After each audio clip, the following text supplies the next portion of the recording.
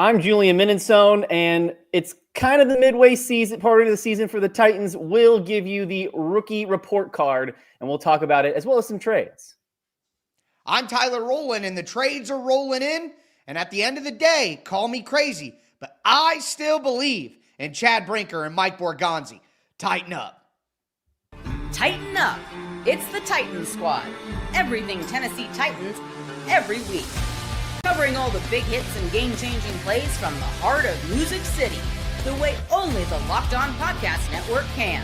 Squad up. The Titans Squad Show starts now. And welcome to the Titans Squad Show. I'm Julian Minensone, joined by Tyler Rowland. Brad Hopkins is out today, but just like the Titans going into games shorthanded, we can too with some of the best players out. And we'll talk about it coming up here. Thank you for joining us this morning. If you're live with us on YouTube, make sure to like, comment, subscribe, all that fun stuff, and check out Locked On Titans with Tyler Rowland every single day. The Titans are in their bye week, but we are going to break down the rookie class to this point in the season, what we liked so far, who's exceeded expectations, and what we need to see more from. We're going to, of course, talk about the deadline deals and play Tighten Up versus Tighten Down. We wanted to remind you that today's episode is brought to you by FanDuel. Right now, new customers can bet just $5, and if your bet wins, you'll get $300 in bonus bets to use across the app. Now, the Titans have been somewhat busy during this trade deadline. Of course, the big news yesterday, the Titans trading Dre'Mont Jones to the Baltimore Ravens for a conditional 5th-round pick that could become a 4th-round pick. And that's where I want to start, Tyler. I mean, to be honest, man, for a lot of these expiring deals, I didn't think they'd get more than a 6th-round pick straight up. And maybe if you had to pick swap like they did in the Roger McCreary trade to get a 5th-round conditional pick as when trading away a 6th-round conditional pick. But to get it from Dre'Mont Jones straight up, I think that's pretty good value. What do you think about that trade? No, I think that's an excellent move. It's just an absolutely excellent trade for the Titans. Now, it's unfortunate that the Titans are in a position to where they have to do this kind of stuff, and I understand that there are people out there who are just going to be angry about the situation no matter what. We talk about it every week now. You can't, say, hey, Peter Skronsky's playing great football. Well, they're 1-8. He sucks. Everyone sucks. That's like just how some people are going to be. But the reality is all you can do is manage the situation that you're in. And with where the Titans are at 1-8, the season is what the season is, and we know what to expect from this team at this point. It makes all the sense in the world to start dumping off assets. And to get a guy like Dre'Mont Jones, who is on a 1-year contract, this isn't a guy that's a player that you want to have around for the future, long term. Like, he's a good player. He's a solid player, like a Sebastian Joseph Day on the defensive line. These are solid veteran players for good values on their contract, but they aren't long-term building blocks for the franchise or anything like that. You can find another Dre'Mont Jones, another SJD in free agency every year if you want to pay for it. It's not that hard to do. The term, Julian, I know you have heard of it, but maybe some of our listeners haven't. It's a JAG. J-A-G, just another guy. And 60% of the NFL is just another guy. They're all interchangeable and replaceable and about the same level. And Dre'Mont Jones is that. And we talk tighten ups, tighten down seems kind of minuscule, based on the big picture trade deadline time of the year. You know what I mean? Like, we're talking ramifications long term. But for Dre'Mont Jones to go on that heater that he just went on, 4.5 sacks in 4 games, like, that absolutely mattered to this trade. And now we're getting the conditions back. If he has 2 sacks with the Baltimore Ravens and then they make the playoffs, it becomes a 4th-round pick. A 4th-round pick, and even if it doesn't, it's a high 5th-round pick because it's the Jets' 5th-round pick. So, like, to get a high 5th-round pick, really, really good chance to get a 4th-round pick out of a guy on a 1-year contract who isn't a long-term building block, like, that is an excellent move by Mike Borgonzi to send him to the Ravens. Sucks that we got to root for the Ravens to make the playoffs now. I hate that in every fiber of my body. I truly do. But at the end of the day, looking at this trade, the Titans team wasn't going anywhere. The pass rush being a little less good or a little more bad, however you want to put it, doesn't really bother me at all. For the Titans to get, a pick, people, what are we going to do with the Chim Dike, Alec Iomanor, Gunnar Helm, all 4th-round picks? So don't tell me that, and everybody's, pissed off that Jarvis Brownlee Jr. got traded. He was a 5th-round pick. Well, you just got a 5th-round pick back, And Mike Borgonzi's had a lot of success in his tenure and in Kansas City with finding defensive backs in the late rounds and things like that. So, you can't be pissed off that Jarvis Brownlee got moved and be like, oh, he was such a good player. And then when the Titans get a 5th-round pick back, be like, oh, 5th-round picks don't matter. We don't need those. Those aren't important. Well, why are you so mad about Jarvis Brownlee Jr. getting traded then? Because he was a 5th-round pick, and apparently those don't matter. So, I think Titans fans can't have it both ways. You got to be excited about this one. This is a good trade. Different than Roger McCreary or Jarvis Brownlee Jr., young players. This is an obvious one. And I'm surprised that, like you said, I'm surprised they got the value that they got for this. Yeah, they have Draymond Jones to thank because of the way he's been playing over the last few weeks, like you mentioned, right? For a sack in each of the last 4 games. I don't know if this value comes in if he doesn't kind of start showing out. He was basically the best defensive player on the field for the Titans this past week against the Chargers. You mentioned the other trades. I just wanted to give our viewers and our listeners a rundown of the moves that the Titans have made so far. Of course, the Draymond Jones trade, like we mentioned, a conditional 5th-round pick that could become a 4th-round pick as he sent him to the Ravens. Roger McCreary was traded to the Rams about a week and a half ago, along with a 6th-round pick to the Rams for a 5th-round pick. And then, of course, a couple of weeks ago, earlier at the start of the season, they traded away Jarvis Brownlee and a 7th-round pick for a 6th-round pick. So my next question is, while we're recording this show, those are the trades that have been made, but there is a good chance that by the time we post this and you guys listen to it, that more trades could be coming in for the Titans. If there is one player that you think gets dealt the rest of the day, I got to say it's Chigakonkwo, probably. But what do you say about that in the way you're assessing what the Titans have to give? Well, I would say that less than the player itself, to me, it's positional. Okay. And for me, it's Arden Key. And I know that Key's been banged up lately, and that may prevent a deal. That's certainly possible.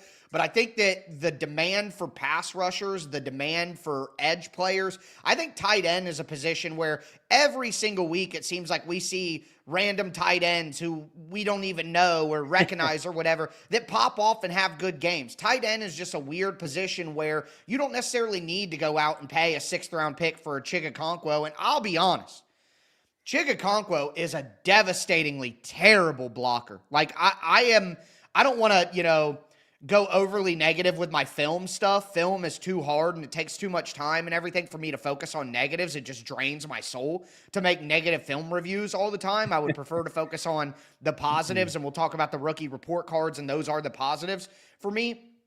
But look at the trends in the NFL right now schematically. Teams are going like the Titans have done with Corey Levin and some of their tackles. Teams are going 6 offensive linemen. They're going multiple tight ends. Teams are going extra heavy this season because the blocking at the tight end position is so poor right now because all these tight ends coming out of college are pure pass catchers. The blocking is so bad that teams are like, screw it. We're just throwing an extra offensive lineman in there. We don't care if you know. You know what I mean? Like, it's that bad with the blocking at the tight end position. So I don't think that Chigakonkwo is going to have a ton of value out there, in my opinion. I don't think teams are going to be willing to pay anything for him. And I think Arden Key, while not being a great player, he is at a position that is in great demand. You need depth on your defensive line. You need a heavy rotation of pass rushers. And Arden Key has been miscast the last couple of years for the Titans as a primary alpha pass rusher, and he's just not that. And I also think that Arden Key is kind of I don't mean to insult him, but he's a follower. He's not a leader in the locker room, and if he is one of your leaders,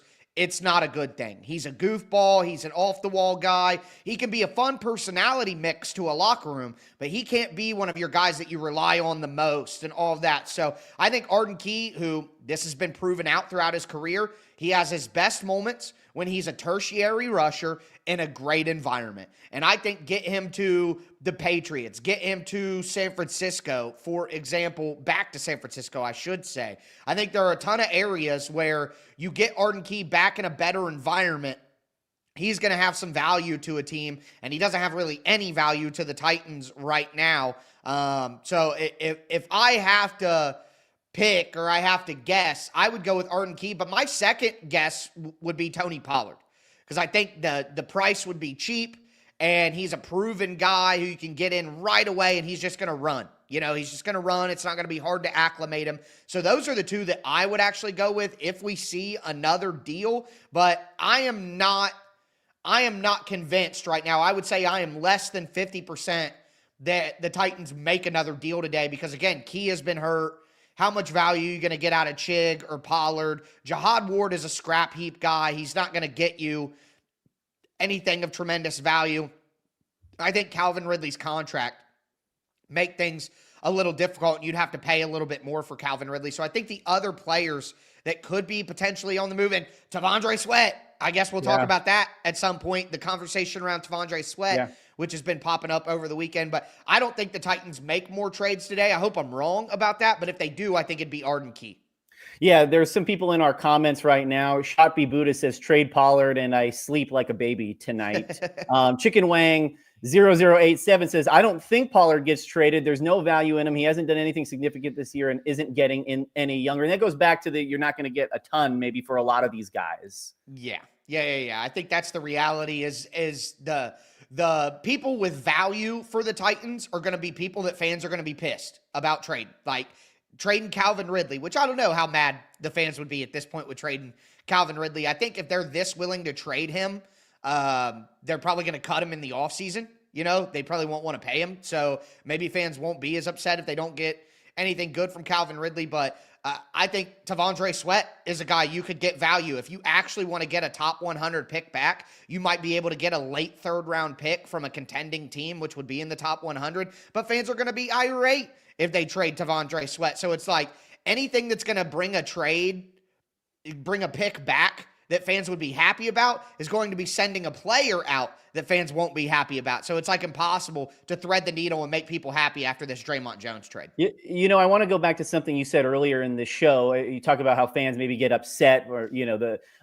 Peter Skoronsky's playing well, but they're 1-8. You know what I mean? They suck.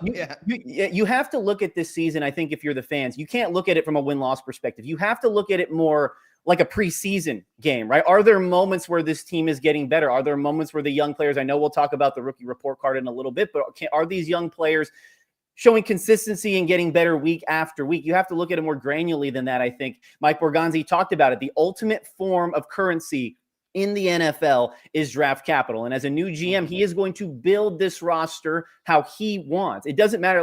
Everyone goes back to the Jarvis Brownlee thing and how much of a surprise that was. Fact of the matter is Jarvis wasn't one of Mike Borgonzi's picks. You know what I mean? It's no different than when you get a new boss in a workplace. It doesn't matter what the employee has done before. If you're not one of his guys, he doesn't have any right to keep you. You know what I mean? So I think that's how fans have to look at the remainder of this season, and especially if they do trade away guys that maybe the fans want to keep. You have to look at it as a preseason, and we're building this team out for the long term rather than just the immediate on the field results.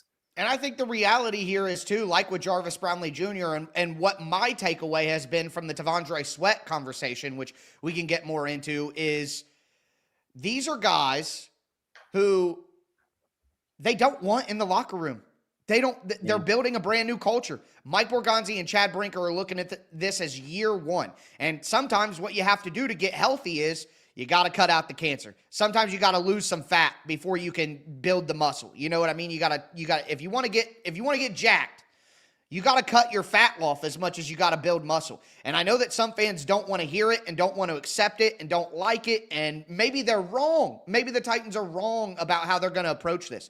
But at the end of the day, if Sweat gets traded, the Jarvis Brownlee Jr. trade wasn't the same as Roger McCreary. Roger McCreary was on an expiring deal. He was playing himself out of Nashville. Yeah. Yes, exactly. He was going to leave the team after the year, so the Titans are just flipping him to get some value back. Jarvis Brownlee Jr. was in year 2 of his rookie contract. That was not the same as the motivations of the Roger McCreary trade and the Jarvis Brownlee Jr. trade are different. Roger McCreary was, hey, let's get an asset because this guy's contract is expiring and he's a decent player. The Jarvis Brownlee Jr. trade was, we want this dude away from our culture. If we're building our culture with this rookie class from the ground up and we're starting over here, we do not want this guy around. You heard he's late to meetings. He's not locked in. He's disagreeing with the coaching staff when they're talking about the penalties. He's just a cantankerous personality in the locker room.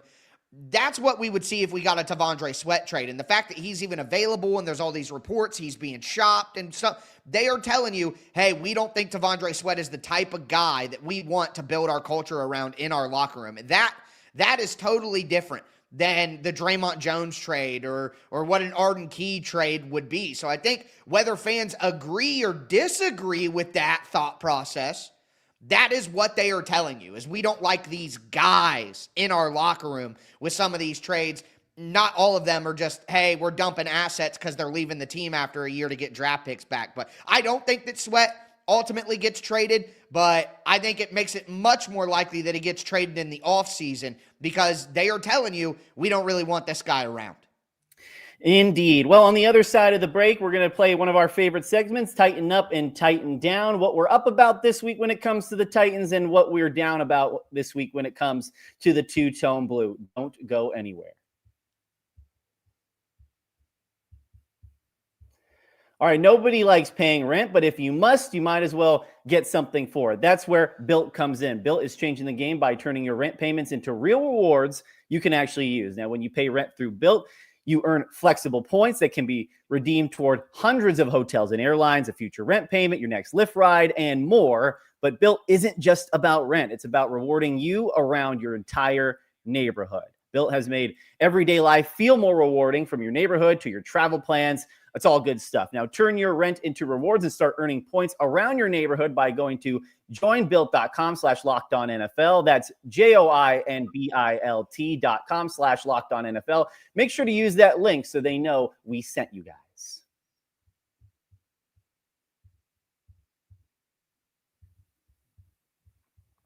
All right, we wanted to play our favorite segment, Tighten Up versus Tighten Down. Tyler, what do you tighten up about this week? We'll start with some positivity on this Tuesday. Well, Chim Dike. Where else could we go? I mean, Chim Dike, not only is he a Pro Bowl returner in the AFC, he'll probably be the All-Pro returner for the entire NFL at this stage. I mean, he leads the NFL in return yards, should have 2 touchdowns on the year after the one got called back.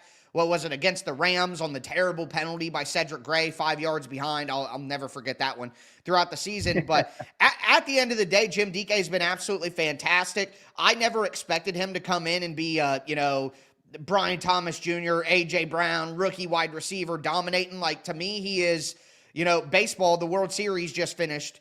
And to keep it baseball, Chim Dike is a utility infielder.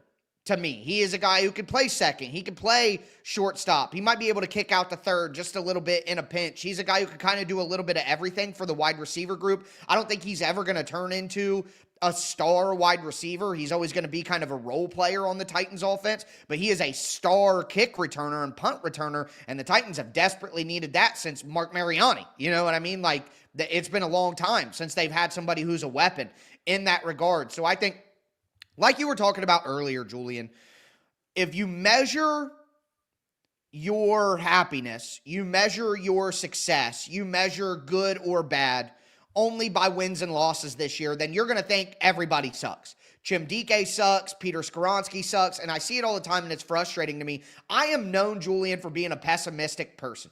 I am a pessimist when it comes to the team. Everybody cries that I'm too negative all the time, blah, blah, blah, blah, blah, until I'm right and the team's terrible, and then people aren't crying as much about my negativity because it's like, oh, I guess Tyler was right. This team is bad.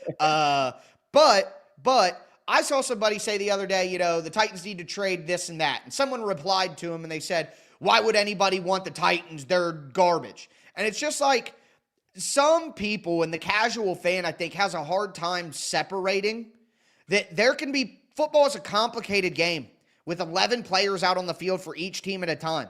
Just because the team is bad doesn't mean that everybody is playing bad. And it's like this with coaching too. When the Titans interview a coach off a team who didn't have a great record, it's, why would they want that guy? His team went 5-12. Well, just because the team went 5-12 doesn't mean that every coach on the coaching staff is a terrible coach. Like, you can't just throw the baby out with the bathwater in that way. Football is more complicated than that. And I think that people don't want it to be more complicated than that, because it's easier when you could just say 1-8, everyone sucks, I win the argument, blah, blah, blah, blah, blah. Like, it's more nuanced than that. And Chim Dike, even though the team is bad, has checked every box that I expected. And if you remember, Julian, because I sure remember, people were more excited about Gunnar Helm and Alec Manor than they were Chim Dike. Chim Dike was kind of the forgotten son in that 3-pick span. Like, people were not excited about him and thought he was overdrafted and were mad they missed out on Cam Scattaboo and all these different stuff. And look, Scattaboo's nasty. I know he's hurt now, but that would have been a good pick nonetheless. But either way, I'm just saying, not everybody is bad because the team is bad. And not only is Chim Dike not bad, Chim Dike has been freaking excellent. And he'll probably be the all-pro returner as things stand right now and should be halfway through the season. So that's my number one tighten up. We got to acknowledge the greatness. The only thing about this football team that has been great, not good, great, is Chim Dike. And he deserves a major tighten up for that. The NFL's all-purpose yards leader as it stands right now. My tighten up is kind of a bigger picture to that point.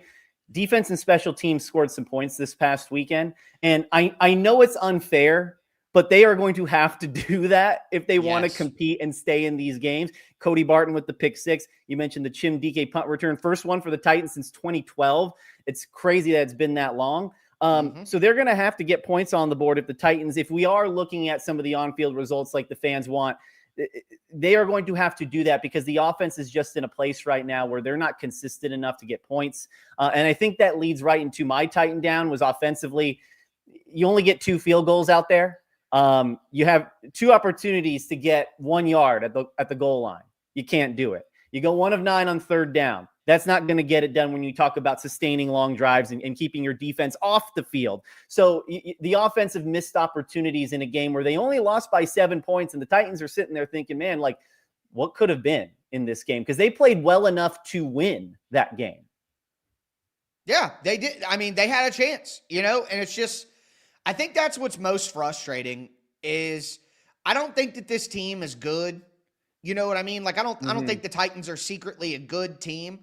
But it is so clear to me, multiple examples, whether it be Denver, whether it be LA, whether it be the Colts game in week 3, like so many examples this year where the Titans would have either had a chance to win or literally would have won if they had better coaching.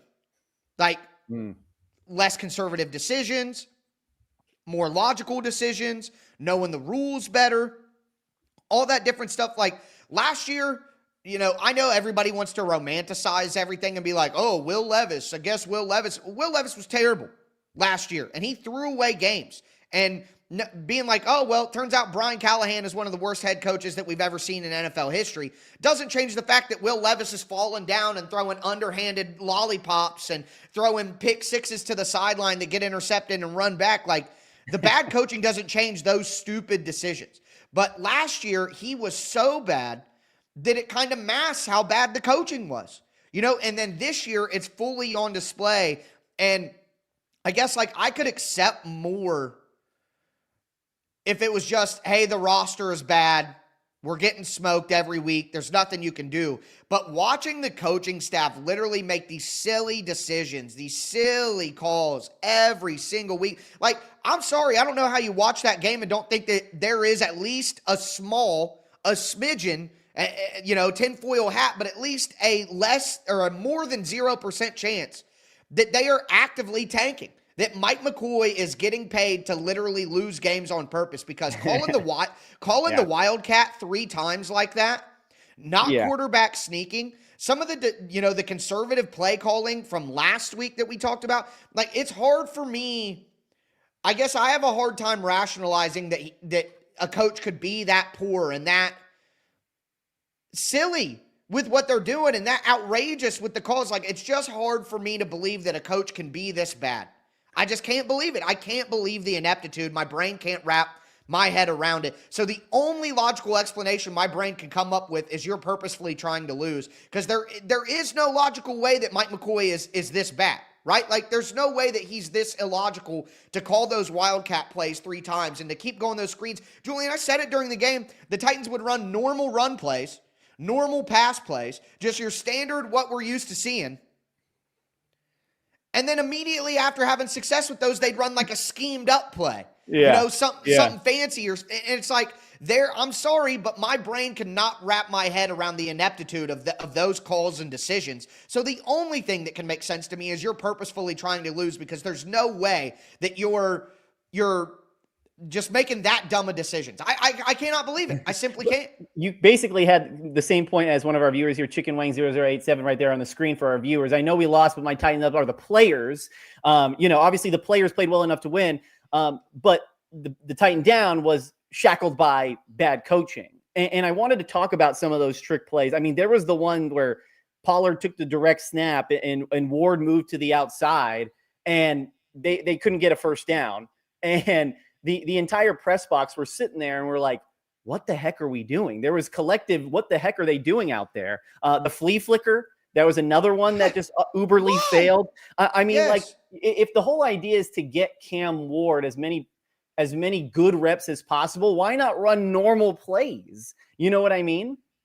And listen, I think that trick plays have their place. You can't just not run screens. You know what I mean? But it's the timing of those things. Like, as soon as they get some momentum, and here's the way that I see it. This is how I view it. And I know that every coach has this.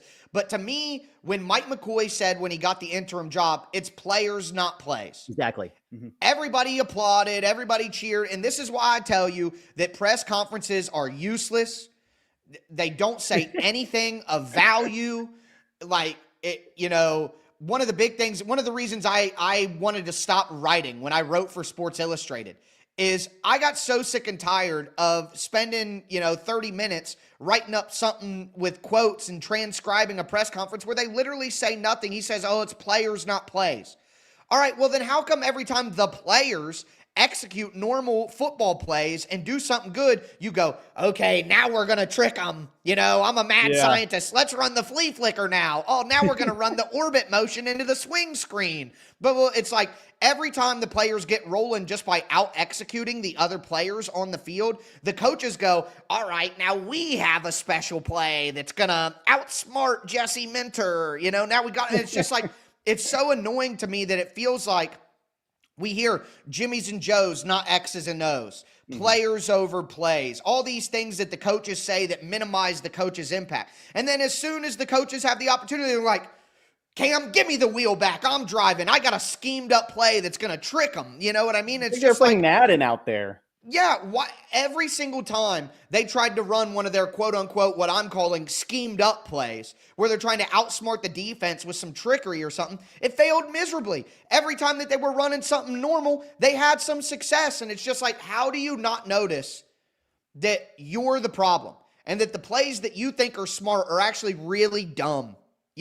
Like, it's just super frustrating that I think, I always say, Julian, I'm going to be honest. Mike McCoy has forgot more about football than I will ever know.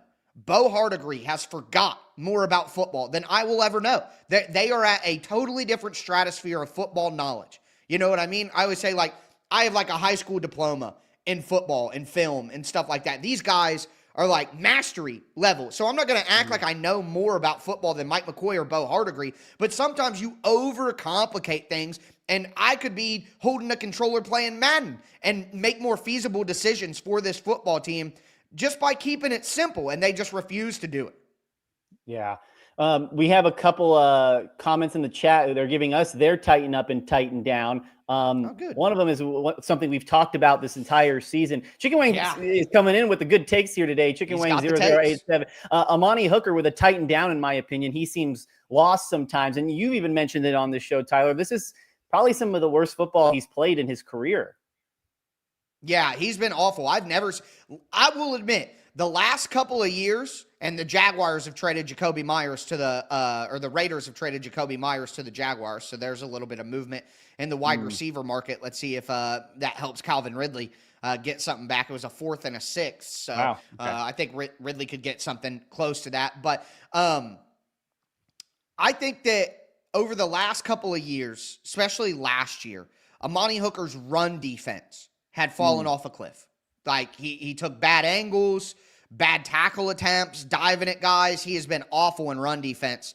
for 2 seasons now, quite honestly. But him in pass coverage, I think he's lost a step as a player. I think he's just a little bit slower. He was never a speed demon. He was a guy who lived off instincts and understanding and his awareness and all of that. And he's lost a little bit of a step, and he's got less help around him as well. But Amani Hooker's run defense had fallen off a cliff before this season, so I was a bit surprised by the extension in that regard. But his pass coverage and his speed taking a dip this year has really hurt him. And I think after giving him that extension, we got to look into the contract numbers to know how feasible it is, but the Titans might be considering letting him go after this year because he has just fallen off a cliff entirely. I mean, Quandre Diggs has been better than Amani Hooker this year, and Xavier Woods has been better than Amani Hooker for most of this year, even though Woods got a lot worse after the first couple of weeks. But yeah, I don't blame anybody for being frustrated with Amani Hooker, especially after they give him the extension. The run defense was already falling off a cliff, but now the pass coverage has gone with it. It's just hard to explain. Hard to explain, but one thing we will try to explain on the other side of the break is the rookie class, Mike Borgonzi's first rookie class, what we've seen from them so far, what we've liked, and what we need to see more of. That's when the Titans Squad Show returns. Stay with us. All right, the NBA is back, and there's no better place to get in on the action than FanDuel, the official sports betting partner of the NBA. Even if you missed the start of the game or want to ride the hot hand, FanDuel has live bets on everything from who will score to fourth quarter comebacks. Plus, you can even combine your live bets into the same game parlay for a shot at a bigger payout. It keeps every game exciting, especially when your team's making that late push. Right now, FanDuel is giving new customers $300 in bonus bets when your first $5 bet wins. So head to FanDuel.com to sign up and play your game with FanDuel, the official sports betting partner of the NBA. All right, wanted to play a little rookie report card. We'll put our teacher hat on in a second, maybe give some grades out to whether you want to do the rookie class as a whole, Tyler, or go player by player. What have you made as a big picture? Let's start with the big picture of this rookie class under Mike Borgonzi, because personally, I think I've been pretty happy with what I've seen so far. The results are the results on the field. You know, they're 1-8, but there have been flashes of some really good things by some of the guys. No, I agree with you. And I think from a big picture standpoint,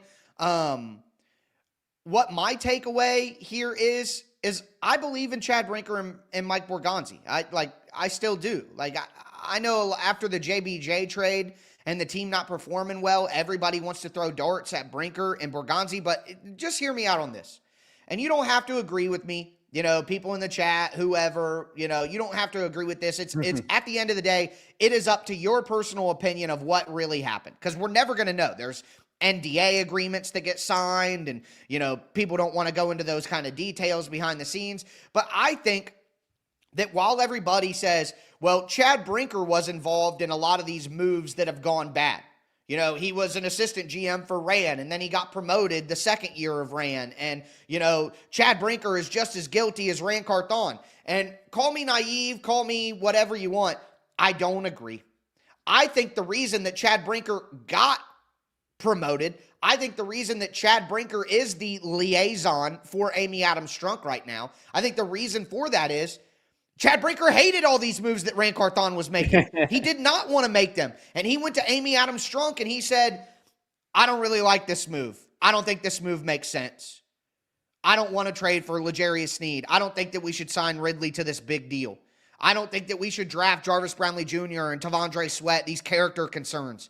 Blah, blah, blah. I don't think that Chad Brinker liked a lot of these moves that Rand Carthon made. And he went to Amy Adams Strunk and he said, I don't like these moves, Amy. I don't agree with what Rand Carthon is doing. And then the Titans get the number 1 overall pick.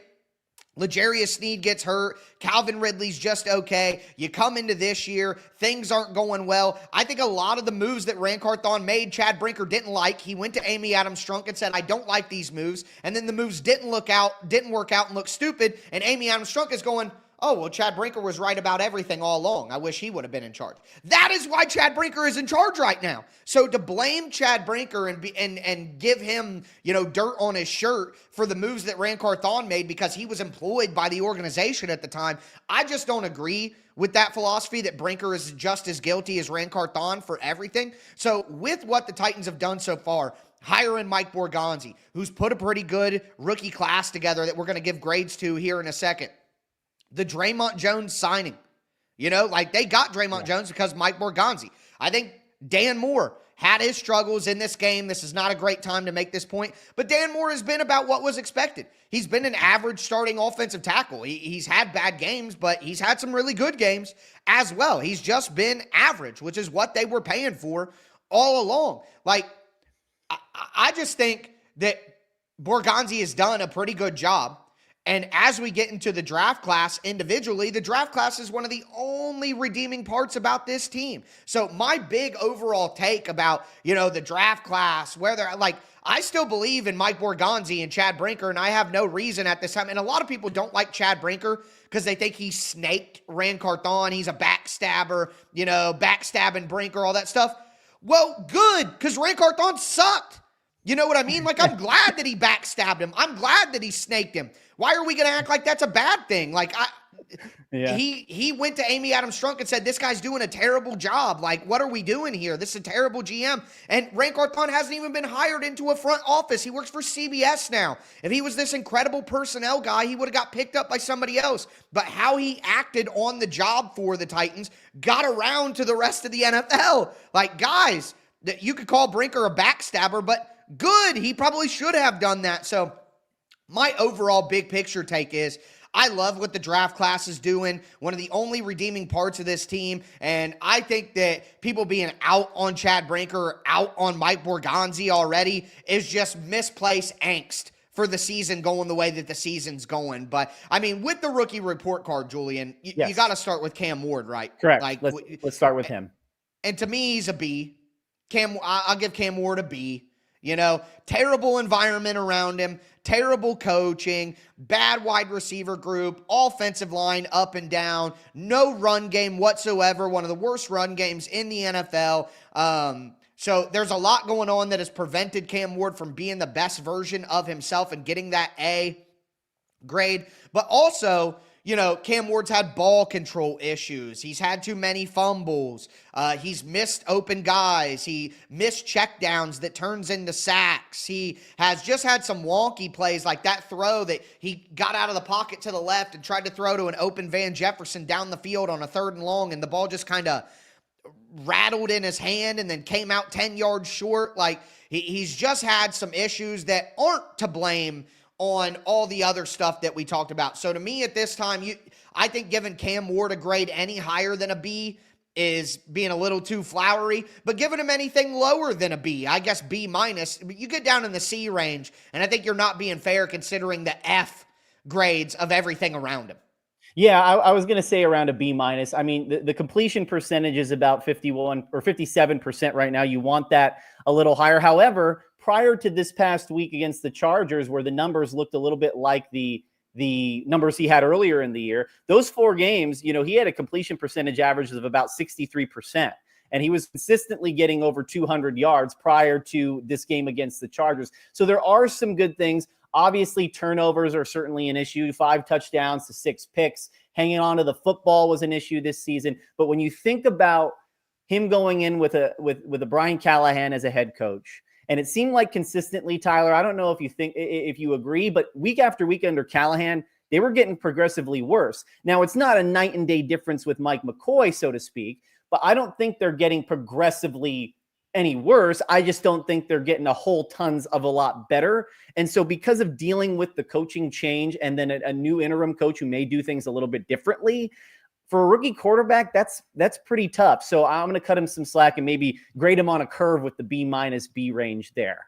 As far as the receivers, we can go to Alec and Chim here, and you can go one, you know, you can do it all as a whole or individually. Let's start with Chim Dike. We talked about it earlier, but real quickly on Chim. I mean, how can you give him anything but an A? I mean, Chim Dike has been, I would venture to say, an A+.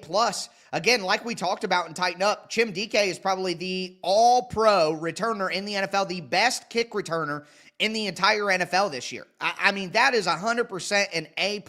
And then the fact that he has added to the offensive side of the ball and made plays and been a leading receiver in certain games, and, you know, maybe the second most exciting touchdown that the Titans have had all season came from a nasty corner post route from Chim Dike across the field. Like, Chim Dike is a clear A+ to me. Yeah, I agree. And, earlier in the season, it felt like they weren't doing anything vertically with Chim. It felt like everything with Chim was horizontal, side by side. It was frustrating. The guy has 4.3 speed. Send him down the field. And with Lockett ultimately getting waived and going to the Raiders, it opened up the spot for Chim to get more opportunities. And he's kind of been the quasi receiver one. I know he had only one catch this past weekend, but prior to that, he led the team in receiving yards for those previous 2 games. So, I agree with the A+, on top of the fact that you think of where the special teams was last year with Jaquan Jackson, too, returning kicks. Oh, my gosh, what a night and day difference that they finally broke through on a punt return touchdown, too. So I'm A on Chim Dike as well. What about Alec Manners? Obviously has some dropping the ball issues. He is a big combative catch guy, and that was what the highlights and the tape of him against Colorado and Travis Hunter, him mossing Travis Hunter. That's why everybody got so excited about him. But Right. It's kind of been a mixed bag with Alec, in my opinion. I'm going kind of with a C on that. Yeah, he's had trouble getting separation because he's not a great route runner right now, which is something a lot of people said coming out of the Canadian football system. That is something that's typical because they don't really stress the nuances of route running in Canada like they do in the American football system, which makes sense. You know what I mean? Like American soccer players are nowhere near as skilled and as technical as European soccer players because the coaching is just at a different level. You know what I mean? So that's totally understandable. But, that makes it hard for him to be ahead of the curve as a route runner. And the drops, man, were a problem in college. That's why he dropped as far in the draft as he did. No pun intended. Drop. But that's a problem. And I used to say this in the 2022 season for the Titans and in the 2023 season as well. The offense struggles so much, and the offense I compare it to poker. Again, I just have a lot of poker comparisons this week, but it's like, you can't afford. Yeah, I know, right? Geez. You can't afford to, when you're a short stack and you don't have a lot of chips and you have a good hand and you go all in and you lose that hand to a better hand, even though you had a good hand, you just can't afford that. You're dead. You're already a short stack. So it's like the Titans have a short stack. They don't have a lot of chips to play with. They need to win a couple of hands to even get back to even. And then you have a drop. It's like on other offenses where it's not so bleak and it's not so dire all the time, you can have a drop and keep moving forward, but a drop on the Titans feels like 10 drops. It just kills you. It's way more punitive than it is for other better offenses that will have more opportunities. So a drop for the Titans offense is almost as bad as 3 drops for a different offense that's a little bit better. So that makes it harder for Manor because all his drops are super magnified. But at the end of the day, they are still drops. His route running isn't very great. And it reminds me of Cam Ward saying he's going to be a top 5 route runner in the NFL. It's like, you could never find a more unreliable narrator than Cam Ward. Back again, press conferences mean nothing. Like, we have a top 5 receiver group, and this and that, all the dumb stuff that Cam has said all year. Like, I get that you want to hype your guys, but you just look like a moron, in my opinion, when you're that facetious. And you can't really, it makes everything you say not worth listening to when you just lie. You know what I mean? Like, I know it sounds good to your guys in the locker room, but there's no reason for anybody to take anything Cam Ward says seriously ever again. Like, it's just silly, So I would give Manor a C. I would just give him a C. He's made some plays. He's been put in a role that was probably too much to ask for him as a rookie early on, but nonetheless, he has too many drops. He's got to improve the route running. I'd give it a C or a C+ at best. I don't want to be unfair to Femi Oladejo because obviously he's been on the injured reserve. And I will say, like, when you're in the locker room and you're looking at the most physically opposing guys, I mean, Femi is one of them. The guy has a superhero type build, but of course, with the injury, his missed time, he was starting to come on much better just before the injury occurred. So that's kind of my takeaway from Femi. I don't know if you want to actually give him a grade, but the one thing I will say is, out of all the picks, it was kind of tough to use a second round pick on a project. And that would be my takeaway from Femi. How do you analyze what Femi Oladejo gave before the injury? I would probably give Femi a B- or a C+ as well. I think that people are too hard on Femi, and I've been big, on Twitter at Tic Tac Titans, showing that all of the rookie edge rushers are struggling. Like, Femi had just as many pressures as like Mike Green, who everybody said that the Titans should have picked, who has all these off-field problems, and guys like Mikael Williams, who was a first-round pick or Shamar Stewart, who was a first-round pick for the Bengals. I mean, Femi had as many pressures or more pressures than these first-round picks. And everybody's acting like Femi is such a bust, such a terrible pick, blah, blah, blah, blah, blah. And it's like Femi's numbers in production are equal or better to guys who were picked higher than him, guys who have been playing edge and pass rusher since they were in high school. And Femi's playing it for the first time in his career for a full-time season. And again, he started coming along. So I just think, like I talked about misplaced angst, people are so angry that the Titans are bad and how horrible the product is that they're just lashing out at anybody who's around him. And Femi is going to get the ire of that too. But when you compare him to other edge rushers who were drafted around where he was drafted, he's not having some abysmal, awful, unreasonable season. You know what I mean? And everybody only worries about the pass rush. Femi was really good against the run. He was really good at setting the edge, turning guys back in. And we saw it, like you said, he started making some splash plays in that last game. He started getting into the backfield. And I saw him have balance issues on tape early. He just didn't look like, it's like, a baby deer. They're just bigger. They're longer than they realize. So they're a little stumbling around. Femi was a little uncertain. He's got so much juice, so much athleticism that he would, maybe be a little over his skis. The balance wasn't quite there, all of that. So it took him a little bit to find his balance, literally and figuratively. And he did, and he started making plays. He started getting more pressures. He had really started increasing his production right before the injury, and then he gets injured. And it's just like, that's going to delay your progress even more. Hopefully he's able to get back on the field, but I think people are way too hard on Femi. I'm not going to act like he's been incredible, but I would give him a C+, B- at worst with what he showed during the season. And again, comparison. If you just watch Femi, and a lot of people, Julian, just watch Titans games. They just watch the Titans game for 3 weeks or for 3 hours every week. They might check out a primetime game, but they aren't comparing to the rest of the rookie edge rushers to see how Femi Oladejo is actually stacking up. And when you look at that and you have a little bit of nuance and you look around the NFL, it's obvious that rookie edge rushers are struggling as a whole, and Femi is going to be just fine. When we talk about Kevin Winston Jr., obviously he's only been playing for a month because they were working him back in from his injury. There are flashes of him showing that he could be a violent player, right? They picked him in the 3rd round, but everybody in the draft, around the draft was saying he had first-round potential, first-round talent. What do you make of what Kevin Winston has done? Because it's hard to grade somebody like him now, because I think by the end of the season he's going to be a lot better than he is right now, and that's the hope that there's ascension there. Yeah, it's kind of, I would give him an incomplete. I don't even think it's fair to give him a grade at all. I mean, he played like 20 snaps last week, played a little bit more than that this week. He'll get more opportunities, but Winston is a guy who hasn't had a lot of reps in the defense. Off his college tape, he kind of struggled a little bit with coverage awareness and diagnosing route concepts on the fly and all of that. So I don't think you can give a real grade to Kevin Winston right now. He hasn't played enough football, but I want to go to a comment that has just popped up from Garrett Michael. He says, the whole class sucks. He barely sucks, a little less. So excuses, not taking an immediate contributor, not only our 2nd round pick, but our 3rd round pick as well. Why would a rebuilding team need to take immediate contributors? Like, I just don't.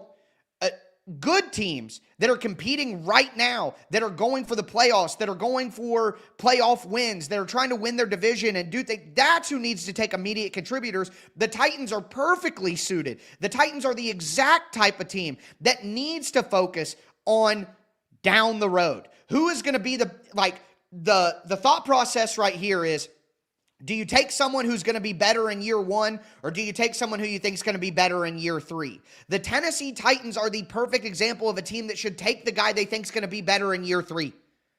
They're not the team that should take the guy who should be better in year one. The Titans should not be focused on immediate contributors. If they think a guy's going to be better 2 years from now than the guy that's available, take the guy who's going to be better 2 years from now, because they're a bad football team that's not fighting for the playoffs, and they can afford to develop some of these project guys who can boom for them. And the Titans need high-level players. The Titans need stars. So if you take a guy like Kevin Winston, who may not be an immediate contributor, but could be a star for you in year 2 or year 3, that's the type of draft picks that the Titans should be taking right now, not guys who maybe have low ceilings but can contribute immediately. That's totally backwards. I totally disagree with that thought process. I think that's just nonsense right there. That's a nonsense way of looking at the Titans draft process.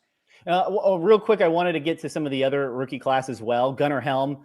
I do believe he is going to be the tight end of this team's future, obviously. Yes. I mean, the catch radius is there. The size is there.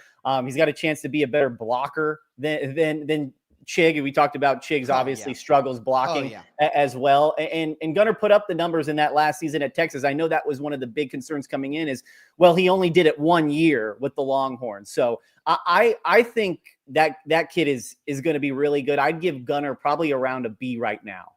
Yeah, I would say he's a B, and honestly, I think he should be a B plus or an A minus if they would just give him more opportunities. You talk about the catch radius and what he brings to the table. He is already significantly better than Chig Okonkwo. He is a better football player than Chig Okonkwo right now. He can block better. It's not just a body size thing. That's obviously a major advantage for Gunnar Helm, that he's just a bigger person than Chig Okonkwo, and that's going to allow him to hold up in better matchups. But he's going to gain weight. He's going to get stronger in an NFL program. He's going to become a better blocker. And I said this, and some people said, oh, it's kind of a backhanded compliment. And yeah, I guess you're right. It is. But Cam Ward is a gunslinger in the sense that he's not going to be pinpoint accurate like Tom Brady or Joe Burrow.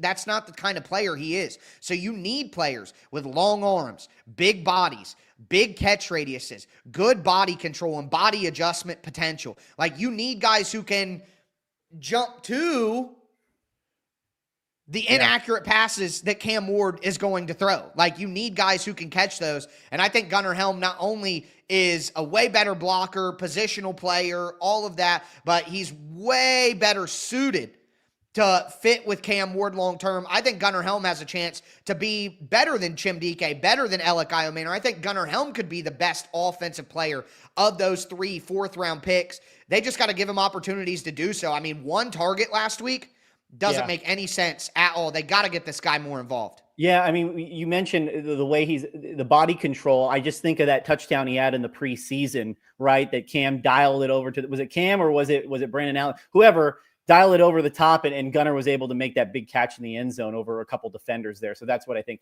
All right, wanted to get to Marcus Harris. Obviously, he's going to be getting some more opportunities because you trade Jarvis Brownlee, you trade Roger McCrary, L'Jarius Sneed's on IR, and he may never, see him in a Titan uniform ever again. So you get Marcus Harris in there, and it's kind of trial by fire. You know what I mean? What do you make of what you've seen from Harris and maybe where he can go the rest of the way?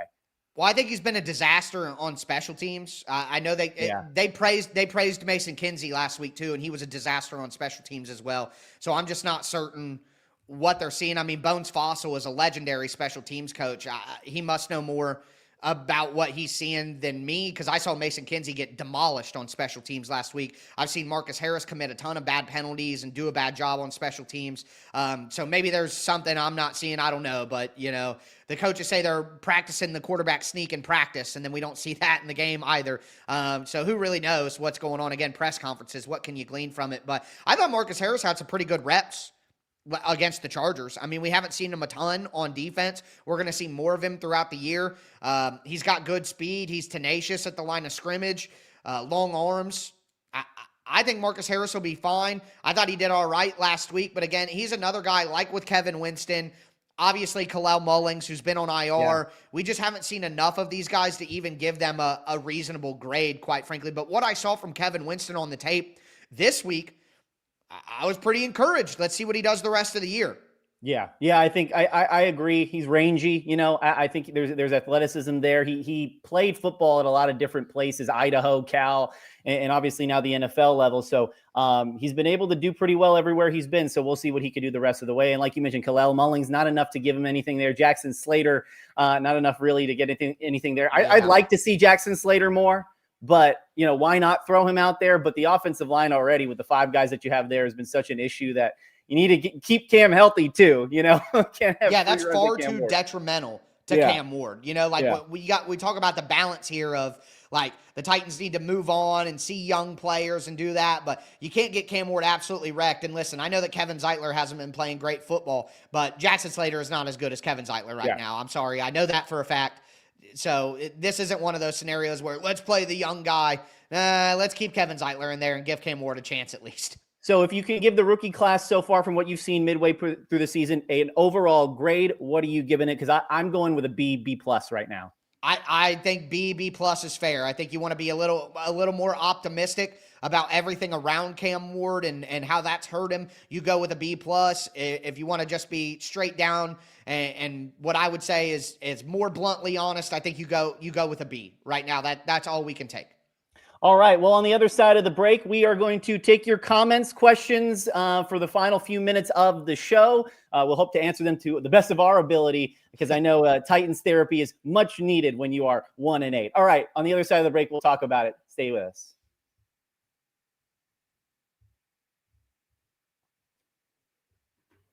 All right, so we wanted to talk to you guys. Make sure you keep the comments and questions coming in our chat if you're live with us on YouTube. And make sure to like, comment, subscribe wherever you may be to listen to the Titan Squad show or Locked on Titans with my friend here, Tyler Rowland. We got something from Jamal Driver. This one just came in. Chim Dike in the slot on crossing routes and on punts and kickoffs should be good for years to come.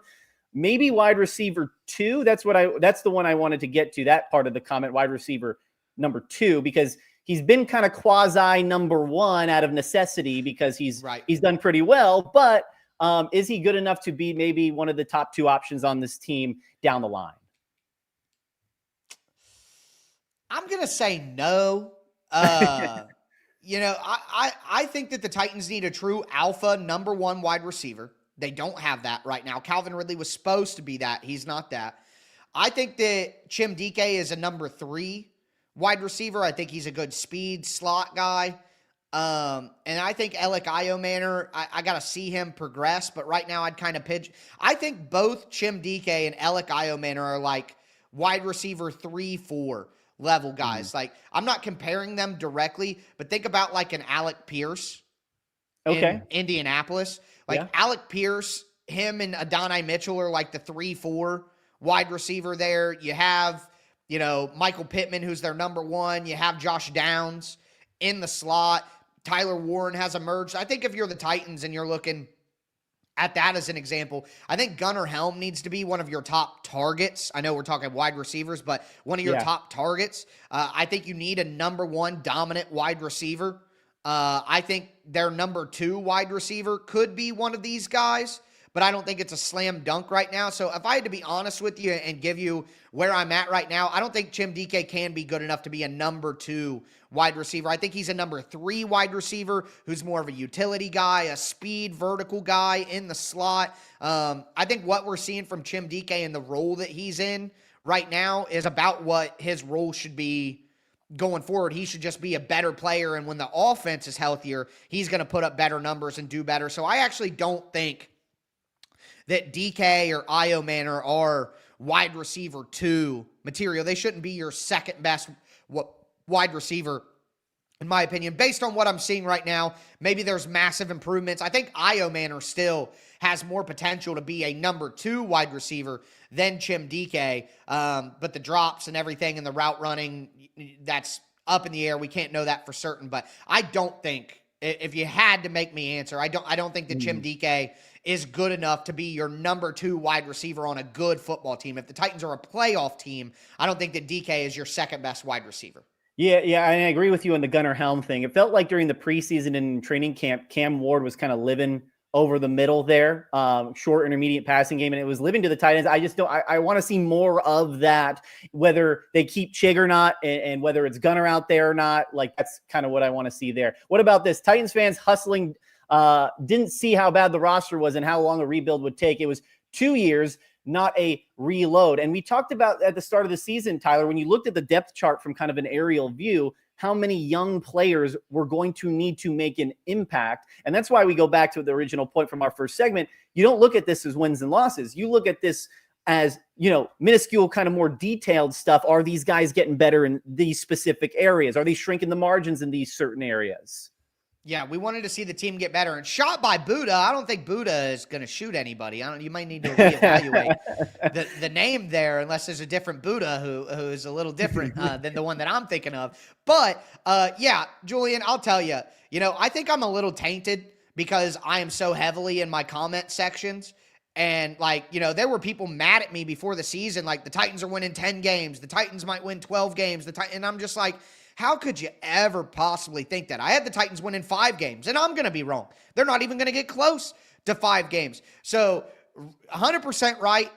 This was never a reload. It always needed to be a rebuild. And I think Rand Carthon tried to reload with L'Jarius Sneed and Lloyd Cushenberry and Calvin Ridley, and it just simply didn't work, and it often doesn't work in the NFL. When you try to do it that way, you got to draft your own guys and develop them. That's just how consistent winning is built. So I agree that it was going to take some years, and there are Titans fans out there who maybe did not realize how bad the team was and how much work it needed. And I get it. We're all undefeated in the offseason, and hope springs eternal, and you never know what could happen. But yeah, I think anybody who was a realistic Titans fan knew that this team would not be great this year, and that it would take a couple of years to get this team back to playoff contention. But nonetheless, they should be better than they are right now. We have not checked the boxes of what we were hoping to see this season, even with my low expectations. It hasn't been good enough. So it's fair to still be frustrated, even if you had low expectations. We'll take one more question, and we'll go to Chicken Wang 0087 because he's given us a lot of takes today and comments, and I think he deserves the final question of the day. What mistakes do you want to see the Titans clear up the most moving forward? Coaching, drops, penalties? For me, it's the drops. Nothing makes my skin boil more. And they are on a bye week, so a lot of time for reflection and improvement right now. So after the bye week, as we go to this final stretch of the season, if there is one area where you're like, hey, they are better at the end of the season than they were a few weeks ago, what would you hope that is? I just hope coaching gets out of the way of the offense. That's the big thing for me, is I think the Titans offense would have been better on Sunday if not for the mistakes of the coaching staff. And I'm just so sick this season. I'm just so sick of the coaching staff coming out of a game and being like, the coaching staff hurt the team. That should not happen. If the team is too bad to win because the players aren't good enough, we all will understand that at this point. We know that. But for the coaching staff to be one of the primary reasons, if not the primary reason, that the Tennessee Titans offense can't have more success, that is unacceptable to me. That is something that I'm always going to be pissed off about. The Titans could play, heaven's team and be expected to lose 1,000,000-0. And I'm still going to be pissed off if the coaching is the primary reason why I think the offense didn't hit their potential. And that has been the case far too many times this year, that the coaches have got in the way of the players. And when the players aren't that good anyway, that is just unacceptable to me. We all want to see improvement. We all want to see the team get better. And again, like we talked about in the first segment, it feels like to me that the coaching staff is purposefully tanking the offense to make sure that they can't score with some of the decisions, some of the plays that they call. So to me, the end of the season, penalties, can't expect that to get too much better, although that has gotten better. The Titans have not been penalized the way that they were early in the year. That has been a drastic improvement from Brian Callahan. Like that is obvious. But to me, I just want to see the offense play better. I don't care about the defense anymore. I know Chim Dike is good on special teams. I want to see the offense play better. And to me, that's all about the coaching staff getting out of their players' way. you can lose in a lot of ways, but coaching should not be one of them. And I think if this season gave us any clarity, it was just how important that next coaching hire is going to be. Because we saw, like you mentioned, Brian Callahan lose this team games, some questionable decision-making from Mike McCoy over these last couple weeks. So that coaching hire is going to be really important. And Mike Borgonzi, the new GM, is going to be tied to Cam Ward, and he's going to be tied to whoever that next head coach will be. Okay, we'll keep it. We'll keep you guys updated. I'm sure Tyler will on his show every single day on Locked On Titans, especially with some of the moves that the Titans could make before the trade deadline once you hear this show, and afterwards as the Titans get set for a bye week, and then we'll return to action. Titans are 1-8, but we're keeping the optimism that this thing can get turned around at some point. May not be now, but maybe years down the line. And so we could get more positivity too from Tyler, because we love that. We love Tyler smiling every single week. All right. Well, thank you for joining us on the Titan Squad Show. Make sure to like, comment, subscribe, all of that fun stuff. And check us out live on YouTube a couple times a week. For Tyler Rowland, I'm Julian Minnesone. We'll see you guys next time.